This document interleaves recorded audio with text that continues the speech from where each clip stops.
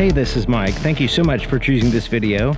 Today we're checking out a 2024 Ford Mustang in the Dark Horse trim level.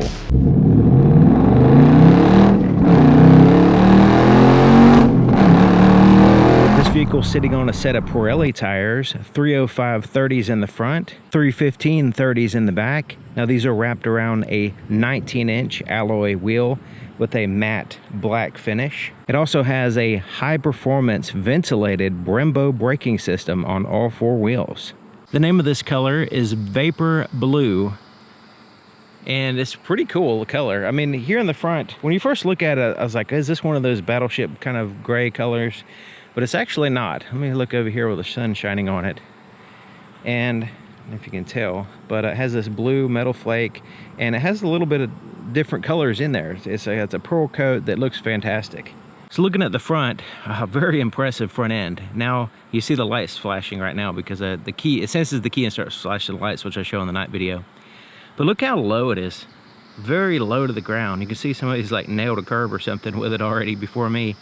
But yeah, very low to the front and very impressive splitter there in the front. Now it has a combination of this flat black, and then it has the gloss black down here. There's actually cooling all in here, all this area, as well as the center. And then this area right here is for the engine air intake. It's on both sides, the air flows in to the engine on both sides. Now there is a blacked out Mustang here in the center, Dark Horse. You see the gloss black there in the grille. The radar adaptive cruise control sensor is here in the very center. Headlights are shown in the night video, but they are a multi-projector, so it's 3 LED projectors on each side, and right above that is 3 independent LED lights for the turn signal and the daytime running lights. Now the 3 lights are, all 3 of them are illuminated for both the low and the high beams. So you can see in the night video, there's some pluses and minuses here, but overall it's a pretty impressive headlights, especially the high beams. We also have some functional vents here in the front, right in the center. And we have some decals here. And they say Dark Horse, Mustang Dark Horse here. A lot of people refer to it as a just Ford Dark Horse, you know. But you know, it's like, is it a Mustang, or are they leaving out the Mustang? But no, it's a Mustang Dark Horse. So I'm not sure why people just skip the whole Mustang part. So there's the Dark Horse badge. So it has the Dark Horse facing you off, looking pretty cool. So looking at the profile here, it has the matte black here at the bottom, right in here. It's a matte black. And then it's basically, I mean, for the most part, it just looks like the regular Mustangs in general. Nothing like overly different here on the sides other than the really, really awesome braking system and cool looking wheels. This is what the key looks like, and it's a full proximity system. It's basically the same key that all the Mustangs have. So it would be really cool if they had the Dark Horse on the key, but they just give you the regular old key, nothing really special about it. And it's the type of system where you just put your hand behind the handle to unlock and press this button right here to lock. There's also a physical key location here as well. The inside of the passenger door, it has a lot of soft touch surfaces. So this is soft, really soft, right here, and it extends down to right there, and then the rest of it's hard touch down the bottom. Now this armrest area is all soft to the touch, nice and comfortable. You have the blue stitching, a suede material here, and then you have like a simulated carbon fiber, basically plastic, but it's really good and it's textured as well. So it looks really good and it feels really nice. And there's speakers integrated in here as well, which has the B&O sound system, which is pretty good, really good actually. But then at the same time, you know, it's like, well, do I want to listen to the nice exhaust, or do I want to listen to music? So this pocket right here kind of extends up in here quite a ways, so you can put an umbrella or whatever. Now it has the Mustang Darkhorse seal plate, but it's not illuminated. I thought for sure they would illuminate that, but they didn't. So the seats are a combination of power and then manual here for the tilt. They're heated and vented, and it has the blue stitching here as well. Now the thing about these seats is that a lot of vented seats, a lot of where it has the airflow in the seat, You can barely tell it's there, you know. They're like, is it turned on? I don't know. This one, you could definitely tell when the vented seats are turned on. It has a lot of airflow, and it helps out a lot when it's 100-degree weather like it is today. Lots of leg room here in the front. Now, not that much in the back, we'll see. But this is soft here and here, so if your leg happens to touch that, not a big deal. Hard touch surface here, locking glove compartment. Smooth plastic, nothing real special there. And check it out, it's got blue stitching here, soft touch, then it has the Darkhorse name right there. Looking nice. We have more of that simulated carbon fiber, and then a reflective, or non-reflective, kind of rubbery soft dash there.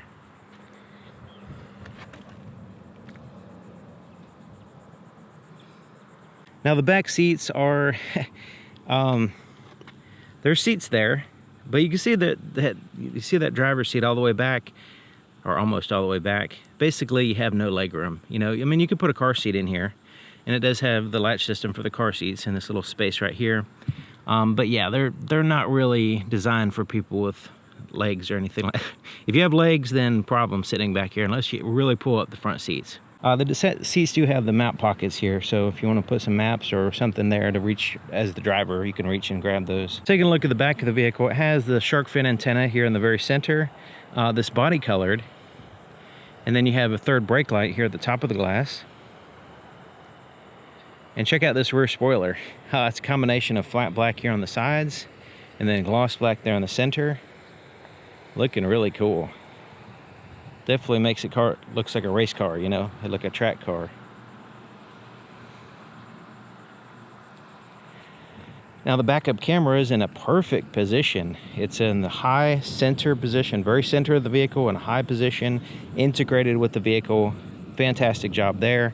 And check out once again, the Darkhorse emblem. Looking really sinister and cool. Really bright LED taillights back here. Once again, I showed these in the night video. They have the sequential taillights and all that stuff. Parking sensors back here, and they're integrated into this black portion here. This is the reverse light here. Reflectors down here as well. Check out these exhausts. Quad exhaust tips. Looking really cool. Blacked out. Nice. To open the trunk, you can of course use the key, or you can press a button under here. Once again, in the very center. Pops open, you just lift it up. There's carpeted on the underside there.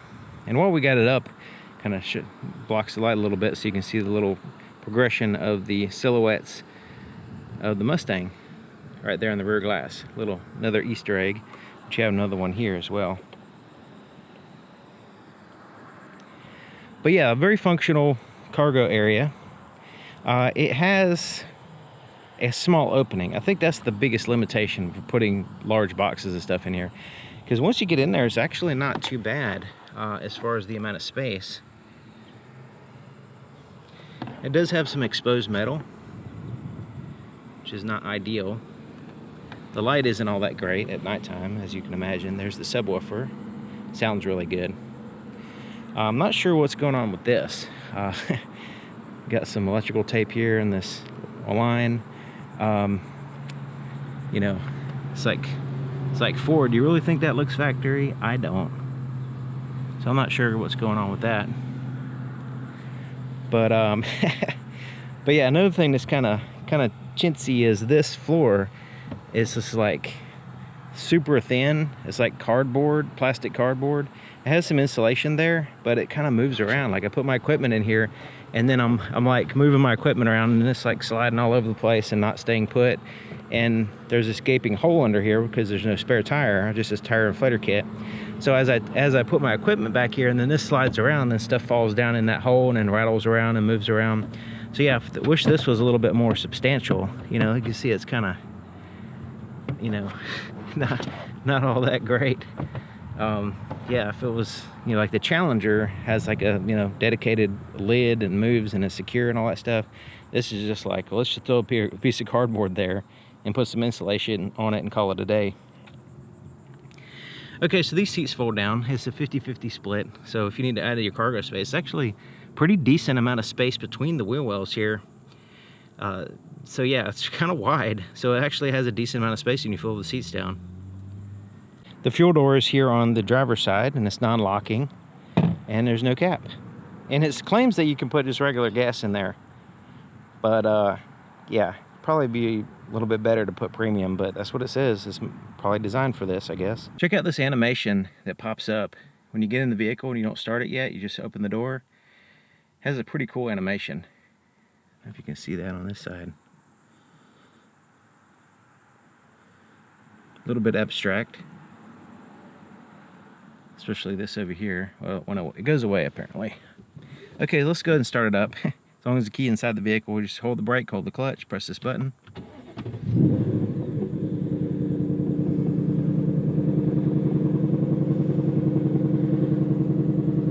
Now it has a quiet start if you want a little bit quieter, but default's pretty loud. Here's the floorboard in front of the driver's seat, and you can see the floor mat snaps in place. There's the accelerator, brake pedal, clutch pedal, and a footrest. You see the pedals have that raised rubber, aluminum, sporty looking pedal, looking nice. Let's take a look under the hood. Open the hood, there's a latch right here in the center. Just reach in, move it to the left, and lift up. So you can see right here, that's what you're doing, just move it to the left. There's a seal across the front, the sides, and the back. There's insulation under the hood. Then you can see where the airflow flows in there in the front. And then you can see where these dual breathers, basically air flowing in through the filter here. Same thing on this side, in through the filter. And then it provides the air for the engine. Just a lot of airflow, you know. Some of the Challengers have like a hole, but there's only one of them that's actually functional. This is pretty interesting. The other side is blocked off. So this one actually, both of those, air just basically flows right in there. And you can keep track of the air inlet temperature while you're driving. It has that function. I'll show you that when we get on the inside.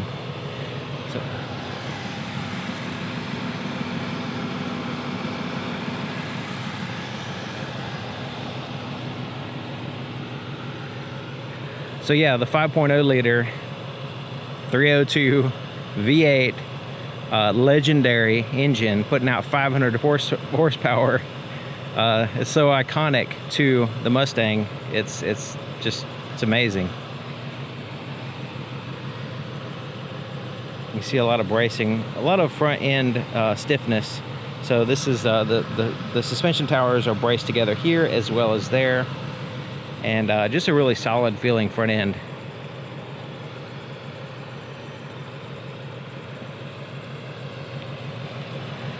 So the battery is located over here under this cover, and it lets you know that it's under here, so you can just take this cover, access it. And then you have the fuse boxes here. There's also an insulated firewall as well, and this one has the manual transmission, 6-speed with the rev matching. You can get an automatic transmission, of course, 10-speed if you need one, but it is fun to drive with the manual transmission. Now it has the blind spot detection system, a rear cross traffic alert, and little indicators here on that little tiny side mirror. So the driver's side is just like the other side, except for it has a few more buttons. You have 3 presets for the power seat. Now it's a partial power seat, but it helps out. There's the lock and unlock. Then you have the power windows, which is one touch up and down. There's no laminated glass or anything. It does have the acoustic glass in the front windshield though. Then the side mirrors are just adjusted there. You just pick a side and use that little pad to adjust it. Now the driver's seat, once again, is a combination of power and a manual seat. So you use this to tilt the back, and then there's the power to go forward and back and up and down. Then you have a 2-way lumbar adjustment. And once again, these seats, the cool feature on these seats works really well. And they're very comfortable seats, actually. Here to the left of the steering column, you have a few buttons here. This is to release the trunk, and then you have the headlight switch, which you can turn off the exterior lights, the parking, automatic headlights on, and it has the dimmer switch for the interior gauges here as well. Then there's a tilt and a telescoping steering column that you lock in place here. I'm sitting in the driver's seat. I'm 6 feet tall, and I have the driver's seat all the way back and all the way down to give you an idea of the potential legroom here. And yeah, there's a lot of room. This is actually too far back for me to drive. So I have to pull it up, you know, good 3 or 4 inches. So if you're over 6 feet tall, should have no problem. So especially considering this is the manual, I really have to pull it up to make sure that I can press the brake and the clutch all the way. So yeah, there's plenty of leg room here in the front. Zero basically in the back seat though, as you probably saw. So the steering wheel is excellent. Ford does a really good job with the comfort and the overall design, I think, with steering wheels. Especially the comfort. They have it soft, but yet it's not like overly soft. It's like a perfect level of, you know, softness and thickness and shape and all that stuff. So as you're driving, it's not digging into your hands because it's kind of more wide this way. The stitching on the inside is not overly aggressive, so it's not bothersome, and just feels overall nice. And it does have the ability to adjust on the fly the steering feel. So you can press that button and you have like a normal, light, and then heavy steering feel here. And you can adjust it just by pressing that button, which is really cool. It also has a heated steering wheel as well, so it's nice. Now it has a textured, simulated carbon fiber here on it. It looks really good for just regular plastic. It is since it's textured, it has that, you know, kind of legit look to it. And so you have a combination of regular leather, and then you have like a suede right in here. So it's double material here, and then it has the blue stitching, looking really nice. And the Dark Horse. Here on the left side is the cruise control. You can set it here with one button, which is convenient, and then you can set again if you need to, and then you can adjust the speed, set, and then resume and cancel here, and then set the distance between you and the vehicle in front of you. If you just want regular cruise control without the adaptive part, you can just press this button and it'll turn that feature on. Lane keep assist system, which works really well. It's not too intrusive, but actually holds the lane fairly well. It doesn't bug you or anything. You just press that button to turn it on. This button's right here is for the drive mode. So, and this screen looks great. So I'll just kind of show you what it looks like when you go through the different ones: normal, sport, track, drag strip, slippery surfaces, and then you can customize your drive mode right here as well. So yeah, they do a good job of utilizing the screen here. A lot of vehicles will take this screen and just like have a full screen, but it just replicate a regular gauge cluster with very little customization. This one is really well done. We'll get into a little more detail here in a second. The buttons for adjusting that is over here.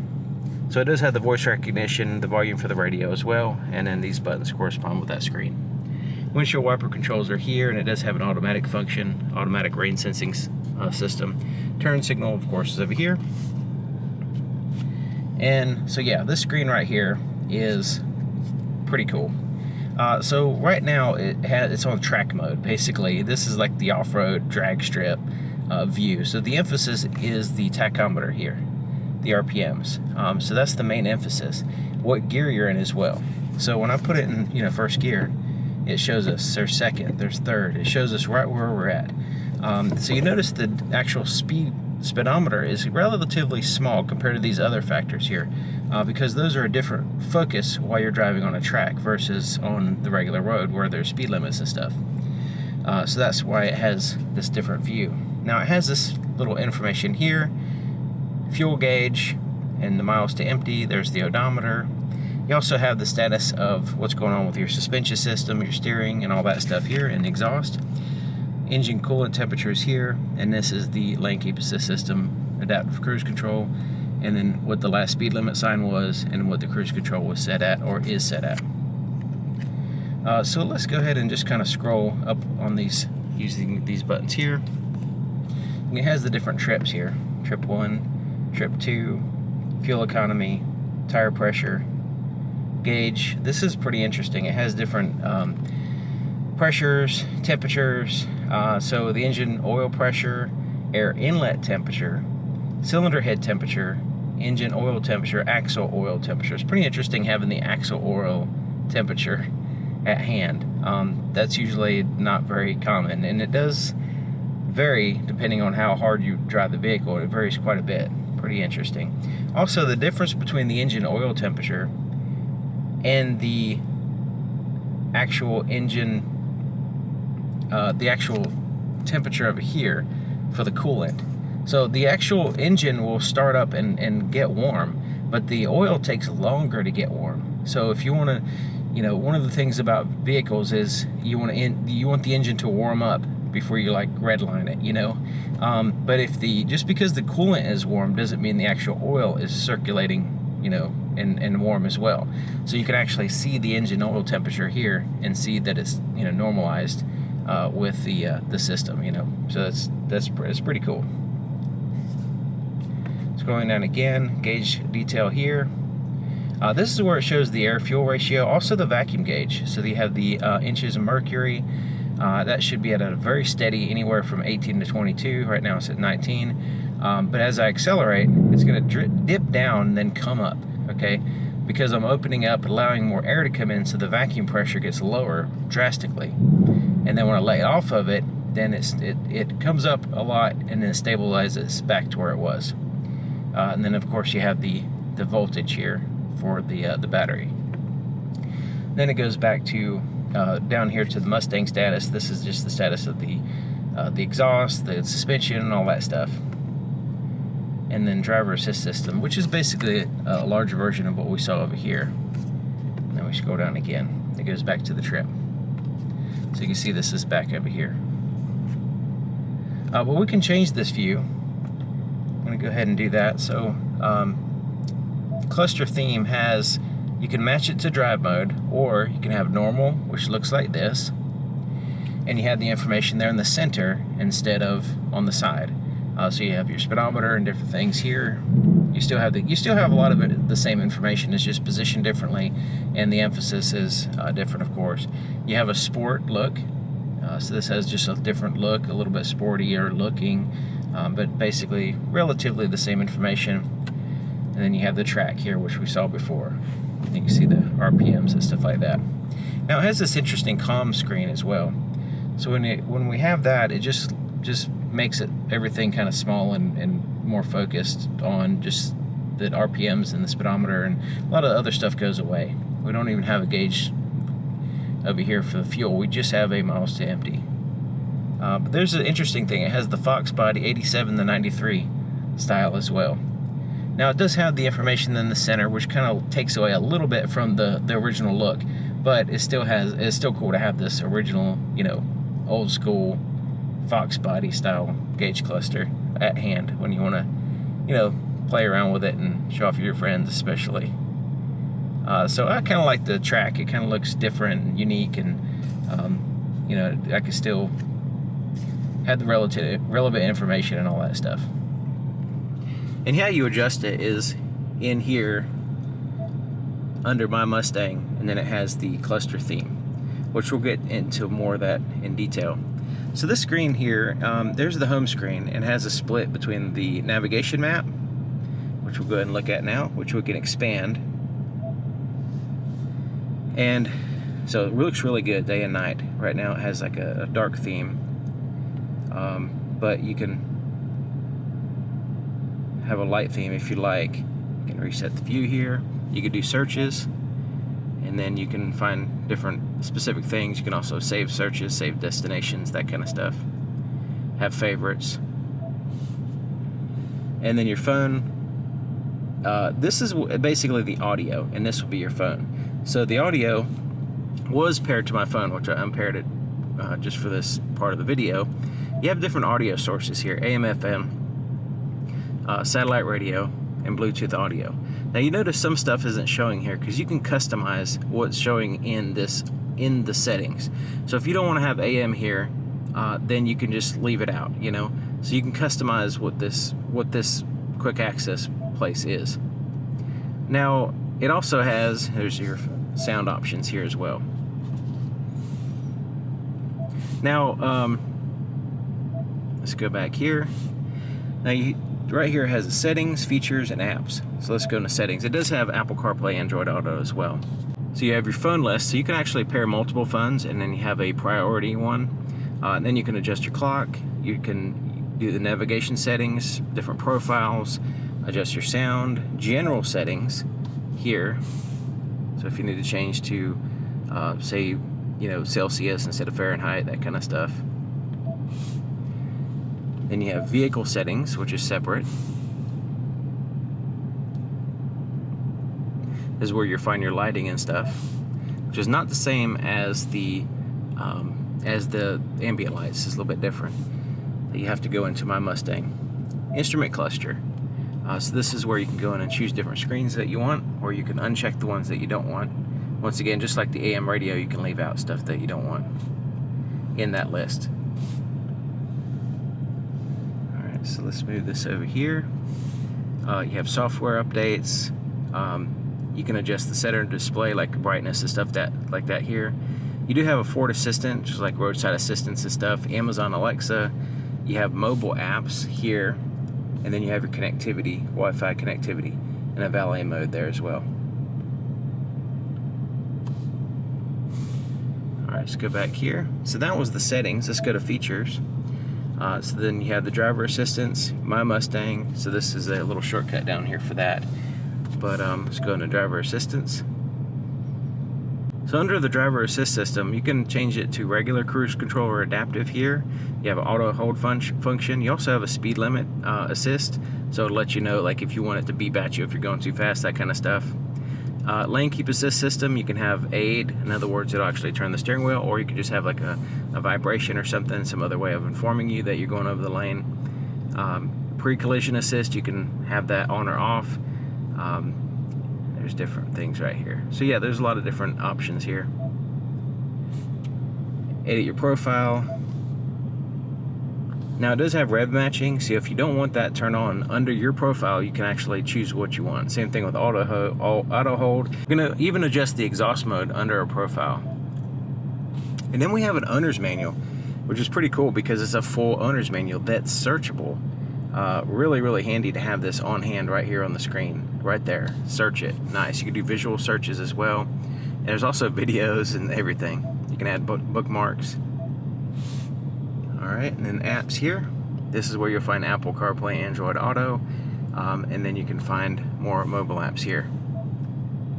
Now you notice that the top screen right here, there's these buttons down here that stay there the whole time. You have the home button next to the clock, you have the outside temperature, the status of your cell phone here, and then you have the climate control here at the bottom. So this button right here is for the heated and cooled seats. And then it's a 3-stage as well, which is nice. And your temperature for the driver, temperature for the passenger, fan speed, heated steering wheel. You have an auto function that has 3 different modes, low, medium, and high in automatic mode. You have front and rear defrosters as well. You don't even have to touch the buttons apparently. It'll just automatically, if you just hold your finger close to the screen, sometimes it'll hit the button. And then you have the passenger heated seats and cooled seats as well. But if you hit this button right here, it pops up the climate control.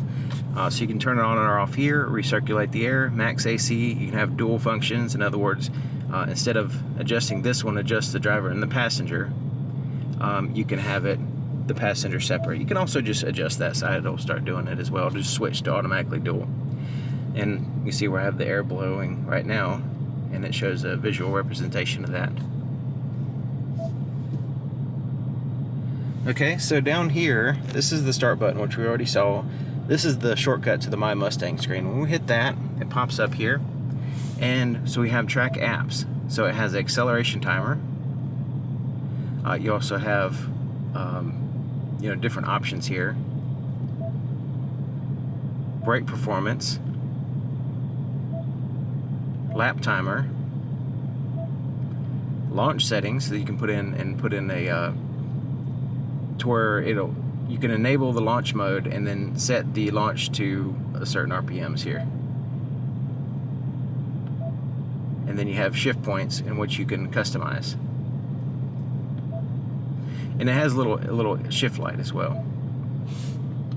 Here, it's all here on the screen. That's why I say they did a really good job with this screen. It'll actually, like, if you get the it's hard to explain, but the light flashes on the, depending on what screen you have, it'll be like, I forget on this one, but anyways, it'll be very noticeable when it's time to shift, that's for sure. Now it has this drift brake, which is kind of interesting. This electronic parking brake, it looks like a regular handbrake, but it's electric. So when you lift it up, it engages the rear wheel brakes electronically. When you push it down, it releases it when you hold the brake. But also you can use it as a drift brake as well. Because it's electronic, it's not manual, it can have different functions here. So here's the drift brake right here. So it kind of explains it here. Track use only, of course.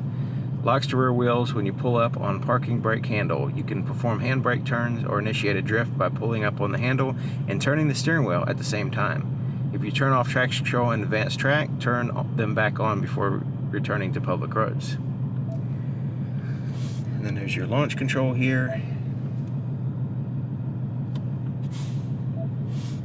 And then it does have the rev matching option here, which you can turn off. And the rev matching is great. Now, it just sounds like you're kind of revving it sometimes when you're coming up to a, stoplight or whatever. So if you have the exhaust kind of loud, it sounds a little bit like attention grabbing. So if, you can always turn that off if you don't want that. But yeah, I think it's pretty cool. There's a little shift indicator. We already saw that. All right, let's go back here. There's some auxiliary gauges, including a little G-force meter there, and then the engine coolant temperature there, and then the this is for the differential temperature here. So you can customize this and have different things here. So if we want to change that to air fuel, accelerometer, engine oil temperature, battery voltage, vacuum, inlet air temperature, engine oil pressure, cylinder head temperature, axle oil. So yeah, you get the idea. So yeah, we can customize any one of these if we want. We can also change the view right here. So if we want to have like 4 of them and one in the middle, we can have that. And then we can of course customize those independently as well. We can change my color, which is the ambient light and the display colors. So the displays right now I have that at blue and yellow, and then the ambient light, which only can see at night, I have it at purple. And we saw the cluster themes. So yeah, there's the exhaust modes. So there's the more quiet mode. Normal, a little bit louder. Sport, which sounds vaguely the same. And then track, which is much louder. It's quite a bit louder, especially when you're driving along. You can hear it louder than just me revving it right now. But yeah, it has a nice growl, like a lion roaring sometimes when you're driving. It's pretty cool. All right, so yeah, so that my Mustang pops up all that information there, and then you could traction control off if you need to, spin tires, whatever. 4-way flashers are here. There's a customizable button if you want to have that do whatever you want. Front, if your windshield's fogged, you can quickly just press that button and defrost the front windshield. There's the volume knob and then a quick mute button as well. 12-volt power supply here, USB-A, USB-C ports there. It has a cell phone charger, which works well. It holds the cell phone in place. It charges even with my case on, and has this rubber thing right here that you can take out, clean, put it back in. It has like a Mustang on the backside silhouette. But yeah, and also has this little quick access thing right here if you want to put your cell phone there or whatever you want in that spot. Completely out of the way, looks nice, it's functional as well. Here's the shifter, and the shift knob is pretty interesting because it looks like just a regular billet aluminum shift knob, but I've had a billet aluminum shift knob, and when it's in the sun it gets super hot. And so this one actually in the sun doesn't get as hot. I'm not sure what it's made of, or maybe it's hollow, or what they did to make it not get so hot, but it looks great and it doesn't get hot, so it's perfect. So the shift throws here says the first, second, third, fourth, fifth, and then sixth. Reverse is you lift up on this all the way over and like there. And Two things will happen. The backup camera will pop up with active guidelines as well. Very precise active guidelines with a center line as well. And the parking sensors will also turn on as well. Now there is this little plus button that you can zoom in a little bit, get a better view. But yeah, overall pretty good. And you can also quickly turn off the parking sensors if you need to. But yeah, really good shift system, really good clutch. Took me no time to get used to the clutch. Every time I drive Mustang, it just comes natural for some reason. But yeah, really well done. Solid, powerful feeling clutch. It just locks in place, and very natural feeling, you know. All right, so there's the cup holders here. The bottom is like slick plastic, so if whatever you put in there is going to slide around. But it does have these little spring-loaded arms here. Armrest is here, and it's nice and soft, kind of rubbery soft. This lifts up. There's a little latch on both sides, so you can use either side, and it's spring-loaded, so it'll just lift up out of your way. It doesn't flat back down on you. And then there is a little compartment here, 12-volt power supply, a little light, and once again, kind of smooth plastic in there, but it also has a little felt lining as well. So, you know, some stuff kind of tends to slide around, but it's not really a big deal. Now there is a place for wires to go in and out of the compartment. It's right here on this side. So as I lift it up, you can see right here is a place for wires to go in and out of this compartment. And it's right next to the latch here. So the latch is here, and it's a little bit further back from there. The rearview mirror is an auto dim rearview mirror, and it's actually auto dimming now because I have the shade over the light sensor, which is located right here at the end. Individual tap lights here, and I showed this in the night video. They actually kind of shine in your face a little bit too much. They should shine directly like in your lap or somewhere down, but for some reason these are the only lights basically. So they're also the tap lights, but they're also the interior lights. And you can have them turn all on with this button, all off, or you can have it in a center position, which will allow them to turn on when you open the door. Place for your shades right here, which is very important for sports cars drivers. It has some nice sunglasses, and it's fully felt lined, even this area right here as well. Now the headliner is a black cloth, and the same thing for the visor. Same, it feels, this is a little bit rougher, this is a little bit smoother it feels, but basically both cloth. A little clip right here, and this part right here kind of moves, so when you push it up it contours to the vehicle. There's a mirror and lights. There is a garage door opener control here as well, which I accidentally pressed. That's why it's flashing.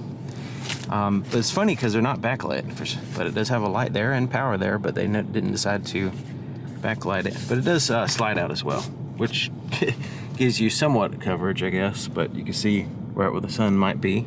So looking at the visibility, it's actually pretty good because the pillar isn't super wide. You have a little window right there, and basically, unless you have rear passengers, you can see directly out the back. So now it does have little tiny side mirrors, but you know, it's just something to get used to. It does have the blind spot detection system, rear cross traffic alert, parking sensors, really nice camera system, all that to help you drive the vehicle safely. So it's not really a big problem driving it, but the visibility is pretty decent all around, I think.